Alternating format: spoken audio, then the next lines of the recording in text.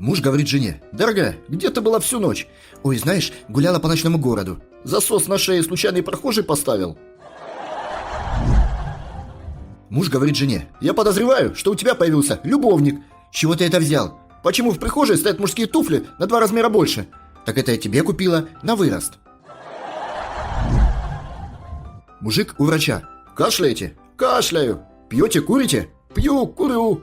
«Так, срочно бросайте пить и курить». «И что же я после этого, доктор? Только кашлять смогу». Жена говорит мужу: «Какое сегодня число?» 8. «А какой месяц?» «Март». «Правильно, сегодня 8 марта. И где же цветы?» «В магазине». Идет старик по деревне от колодца домой и несет на хрену ведро воды. Бабки орут вслед: «Бесстыдник, что же ты делаешь-то? Срамота!» «Так стар стал, руки-то уже не держат». После первой брачной ночи дочь жалуется родителям: «Я не буду жить с этим извращенцем». «А что не так?» «В нашу первую брачную ночь он взял меня по собачьи». «Ну это же нормальная поза, дочка». «Нормальная? Стоять на четвереньках у будки с цепью на шее?»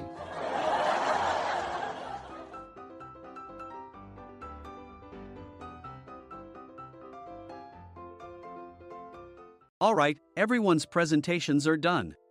Nick, the manager, said as he tried to move the discussion forward. Excuse me, I haven't. I recently found out something. Nick interrupted me and began to speak. There's apparently someone in this department who didn't graduate high school and is just a part-timer. Meetings should be for employees only. Absolutely right. His lackey, Mike, of course, agreed with Nick. I'm leaving. After leaving the meeting room, I started to shut down my computer. I noticed that an email had arrived, not in my personal inbox, but in the company's shared email. Thinking, there's no point in speaking up, no one will listen, I went home quietly. The next day, I heard a commotion from Nick's desk. He was staring at his computer screen, his face pale. Nick! Is something wrong? Mike looked at the screen with him. And he turned even paler than Nick. Why is he so angry? Knowing the reason for Mike's distress, I thought to myself, serves them right. My name is Adam. My mother passed away when I was in the 9th grade, and I was raised by my father. Well, you could hardly call it being raised. After my mother passed, my father changed. He drowned his sorrows in alcohol, and though he still went to work, he squandered our living expenses on horse racing. Because of that, I had to start working part-time as soon as I entered high school. Every month, I went to the convenience store with bills in hand that couldn't be auto-deducted from my father's account. Even though I endured it because I didn't want to be alone, I reached my limit in my 2nd year of high school and dropped out. I found a live-in job at a distant inn. Thank you for everything. The day I left home, my father, still staring at the TV, spoke. Take care. That was our last conversation. Back then, 18 wasn't the age of majority, so I needed my father's permission to work, and I couldn't hide my place of employment. Yet, my father never visited me even once. I kept working just to survive, and before I knew it, I was 42. Years of hard work paid off, and I was transferred to the headquarters. I was thrilled to be recognized by the company, as I thought I'd be working in the field until retirement due to my lack of formal education. Listen up. Our work can change the future of our employees. Don't drag us down. On my first day after the transfer, Nick, dressed in an expensive suit, spoke sternly. There was a reason for this.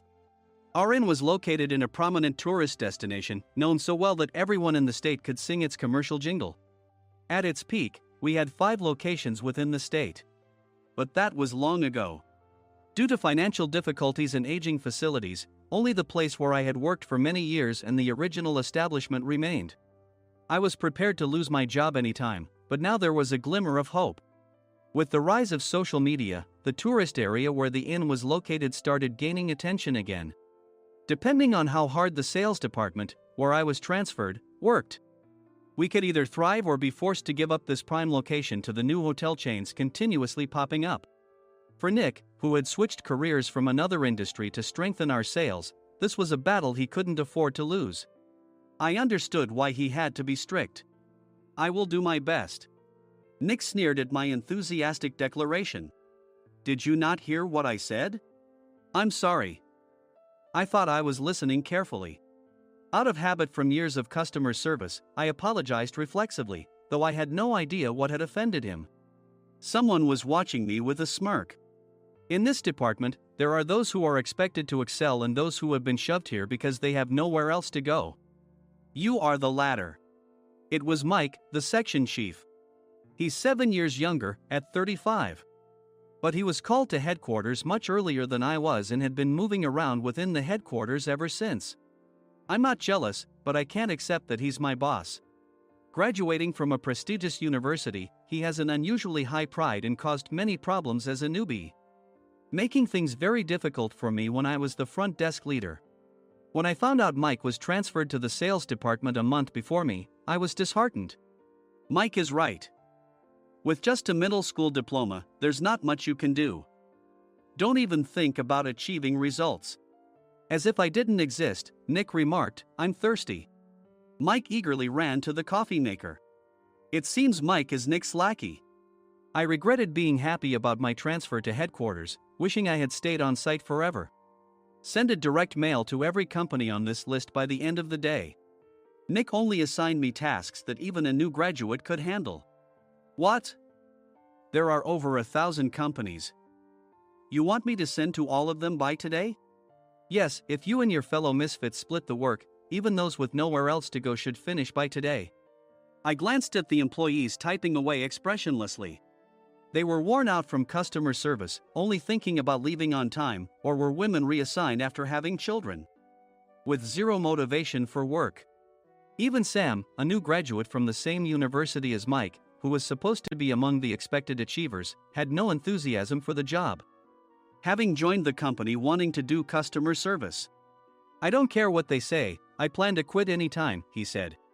Only Nick and Mike were highly motivated, making all the decisions between the two of them. I originally only wanted to work at the inn to survive and had no particular attachment to this job. I swallowed my words, thinking I had no right to reprimand them. About a month after the transfer, Nick told us with a frustrated look. To commemorate the 50th anniversary, we've decided to create a plan exclusive for one group per day. Originally, Mike and I were supposed to come up with it, but our president, Mr. Thompson, insists on hearing everyone's opinions. So, you all get a chance. As Nick explained, Mike began handing out prints. Make sure not to embarrass Nick. If your ideas are half-baked, you'll have to redo them.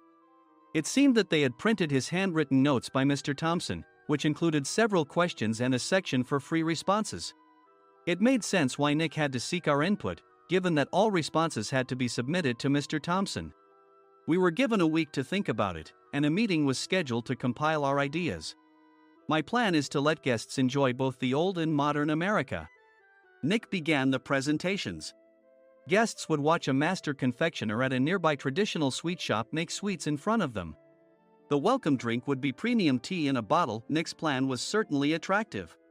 After his presentation, Nick called on us to present in the order we were seated. Just as I stood up for my turn. All right, everyone's presentations are done. Excuse me, I haven't. I recently found out something. Nick interrupted me. There's someone in this department who didn't graduate high school and is just a part-timer. He was likely talking about me. I joined the company as a part-timer and was made a full-time employee when I turned 20. That was 20 years ago, so Nick and Mike probably had no chance to know until recently. Meetings should be for employees only. Absolutely right. After that, Nick kept creating opportunities to solicit everyone's opinions, purposefully excluding me from speaking. The meeting unexpectedly heated up and went past the scheduled end time. A few people asked to leave, and the discussion continued with the remaining few. Still here? Normally, you'd leave in that situation. Though I had no attachment to the job initially, hearing kind words from customers made me want to make them happier. For someone like me, with nowhere to go, the inn was my home and customer service was my life. I felt pathetic about my current self. I'm leaving. I left the conference room and started shutting down my computer. I noticed an email had arrived, not in my personal inbox, but in the company's shared email. Thinking no one would listen to what I had to say anyway, I quietly went home. The next day, while preparing the DM as instructed, I heard a commotion from Nick's desk. In his haste to stand up, he hit his knee on the desk. He stared at his computer screen, his face pale. "Nick? What's wrong?" Mike, thinking he should be the first to rush over, approached Nick while still wearing his coat. He peered at the screen with Nick. And he turned even paler than Nick. Why is he so angry? Who is responsible for this company? Nick, more irritated than ever, asked, and Mike answered without checking. Probably Sam. Sam wasn't there because he was attending a morning training session for new hires. Nick gave up on getting angry and returned his gaze to the screen. They were looking at an email that arrived right after the end of the working day yesterday. Apparently, no one, including me, had checked it before leaving. The email was from a large company that used us for their annual employee trips. The president and executives of that company also frequently used our services personally. President of the company, Mr. Mason himself, had declared that neither he nor his company would ever use our services again. Well, some companies cancel their employee trips or stop using our services due to financial struggles. Let's just move on. Mike kept wiping the sweat from his forehead with a handkerchief. Knowing why Mike was so agitated, I quietly watched their interaction. Do you know how much revenue we get from that company? We can find other guests to fill the rooms, but we'll lose the banquet costs, gift shop revenue, rental car fees, and more. Moreover, the gifts were supposed to be prepared by the traditional confectionery shop involved in Nick's proposed plan. If it's known that we incurred such a huge loss at this critical time, Nick's position in the company would be jeopardized. Nick took a deep breath, seemingly trying to calm himself. All right, Mike. Go to New York right now and apologize to Mr. Mason. What? You're coming with me, right? I have urgent work to do. I trust you, which is why I'm entrusting this to you. Please. Mike, believing Nick's sincerity, agreed with a determined look on his face, saying, yes. That's Nick for you.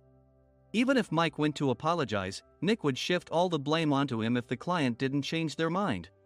Well, it was Mike's fault to begin with, so it served him right. About 3 hours later, Sam answered a call from somewhere and repeatedly apologized, saying, I'm very sorry.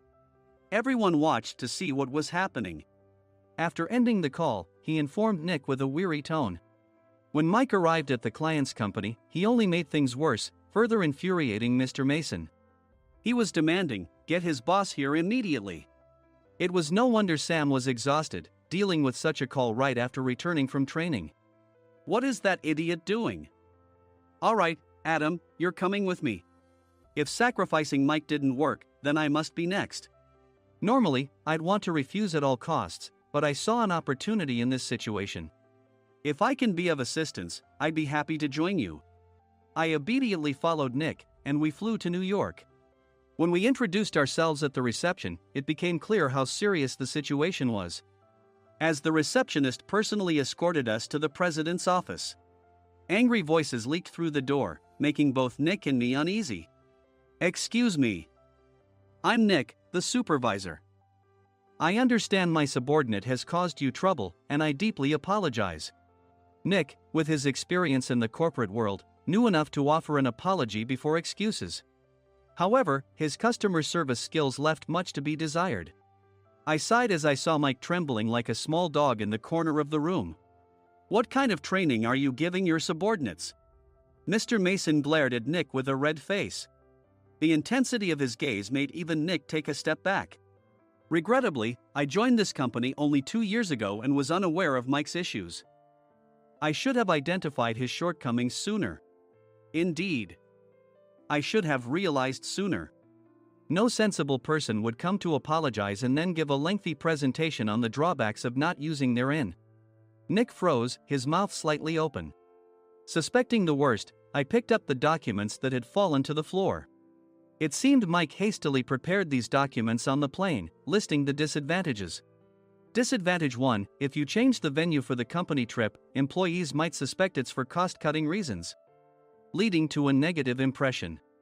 Reading it aloud half-jokingly, Nick snatched the papers from my hand and checked the contents with a furious expression.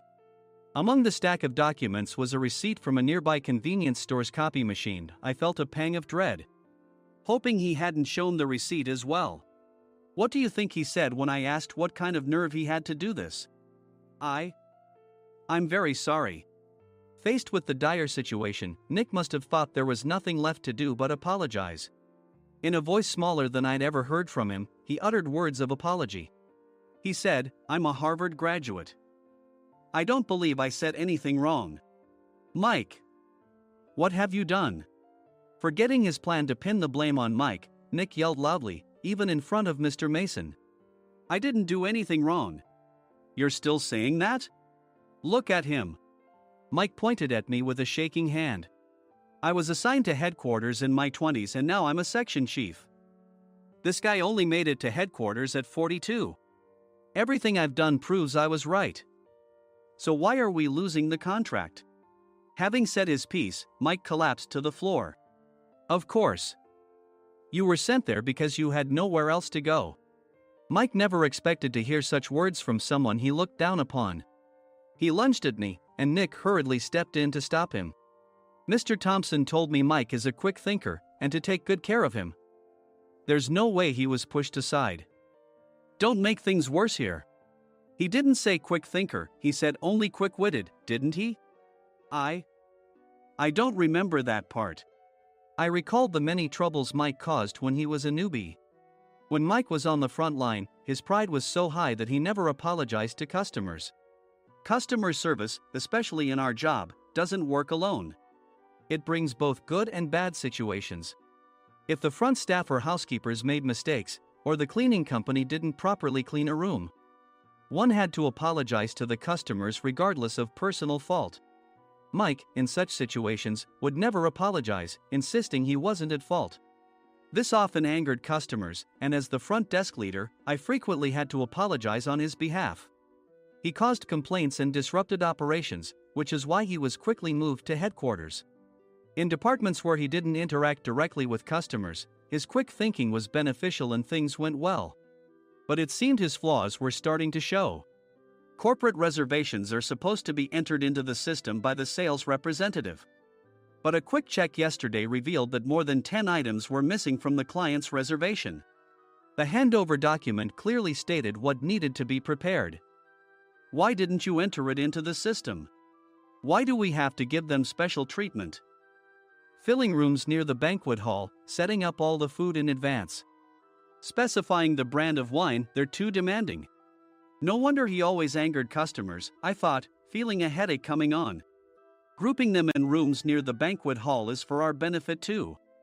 It makes it easier for the staff to set up beds and serve breakfast since everyone's schedule is synchronized. As for the other requests, Mr. Mason suggested them to lighten our load. I didn't know that. Nick finally seemed to realize that Mike was the one who had angered the client. What did you say to them? I just told them we wouldn't give them special treatment anymore. We shouldn't waste effort on things that don't bring in money. I was utterly exasperated at his lack of understanding of customer service. Of course, we shouldn't comply with unreasonable demands. But carrying over successful practices from past stays makes customers feel remembered and enhances their experience. Good memories encourage repeat visits. That's part of our job. I looked down at Mike, who was sitting on the floor. In our job, nothing is a waste. Mr. Thompson likely moved you to the sales department, hoping you'd finally understand this. How do you think he feels now that you failed to meet his expectations? Mike, tears in his eyes, fled the president's office. I was amazed he still hadn't apologized. You have it tough, Adam. It's okay, we're all employees of the same company. I deeply apologize for this disrespectful incident. Especially after all the care you've shown us. If it weren't for you, Adam, I really would have stopped staying here. When I heard you were moving to the sales department, I was willing to reconsider if you handled it. Seeing us talk so amicably, Nick's face contorted. Do you two know each other? Adam's service is excellent. I always requested him specifically. Normally, we don't accept specific staff requests, but we made an exception for Mr. Mason, adjusting my shifts accordingly. He had personally stayed at our hotel just before my transfer, and during casual conversation, I mentioned, I'm moving to the sales department soon. If I hadn't told him then, things could have been much worse. Please continue to take care of us. I look forward to it. On the return flight, Nick awkwardly offered me a can of beer. It's still working hours. Of course, I had no intention of forgiving him for a single beer. Nick might try to pin everything on Mike and avoid any consequences. While pondering this, a startling fact came to light. Nick, the tea bottles for the plan have arrived. I handed Nick a bottle labeled with our inn's name. They look good. What are you talking about? These are plastic bottles. I had assumed we would use the trendy, high-end bottling tea. But what arrived were ordinary plastic bottles of tea with customized labels. The only unique aspect was the label, which had the inn's name, making it look customized. Upon further investigation, I discovered that a substantial amount of money was set to be paid to the tea company. It was priced like bottling tea. Does this plastic bottle really cost $100 each? The tea inside is specially blended for us. The extra cost is for that.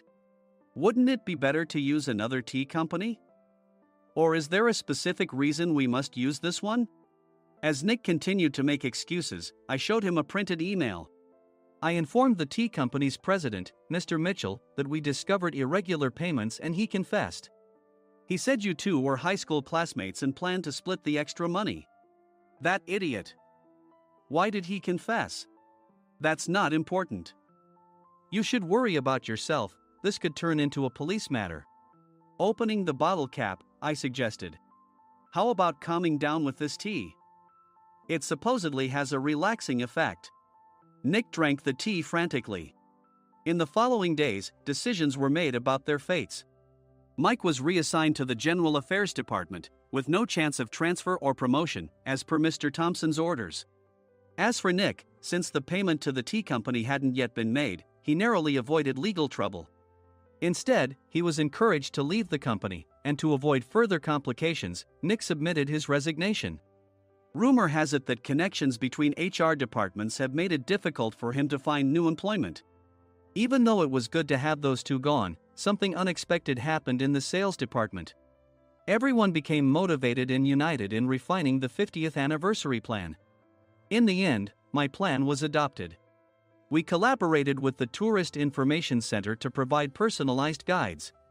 The plan, tailored to the number of guests, was truly special for the 50th anniversary. Hey, is Adam's family coming to stay? I immediately booked that special plan for my family. Sam noticed it on the reservation list and quickly picked up on it. Yes, I'm inviting my father. That's great. I might invite my parents too. I lacked the courage to face my father just as Adam. But here, with the confidence Mr. Mason praised, I felt ready. The 50th anniversary plan was a perfect opportunity to reconnect with my father. I hoped to bring back the days when we could laugh together as we once did.